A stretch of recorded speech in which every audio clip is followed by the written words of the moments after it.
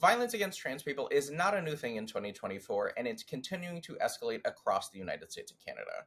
And let's be clear, there's a direct through line from the transphobic rhetoric espoused by politicians to embolden perpetrators of anti-trans hate. Hey, I'm Adam Rhodes, I'm an Xtra contributor, and I just published this big series on anti-trans violence in the US and Canada. The Human Rights Campaign says that more than 1/5 of all reported hate crimes in the US last year were based on anti-LGBTQ2S+ hate, and though sensational news reports may proliferate more widely in the US, experts and officials like Canada's Minister for Women, Gender Equality, and Youth, Marcy Ian, say Canada isn't immune to this spate of violence. I spoke to Bennett Jensen, Director of Legal at Egali Canada, who said that politicians like the recently re-elected Donald Trump in the US and Conservative Party of Canada leader Pierre Poilievre have created an environment for anti-LGBTQ2S+ hate to spread.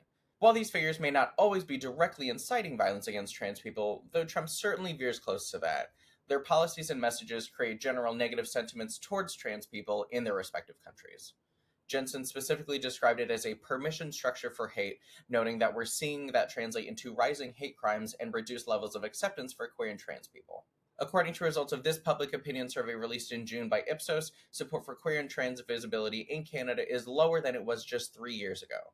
And that timeline lines up not only with Poilievre's public comments, but with the wave of anti-trans legislation at the provincial level in New Brunswick, Saskatchewan, and Alberta.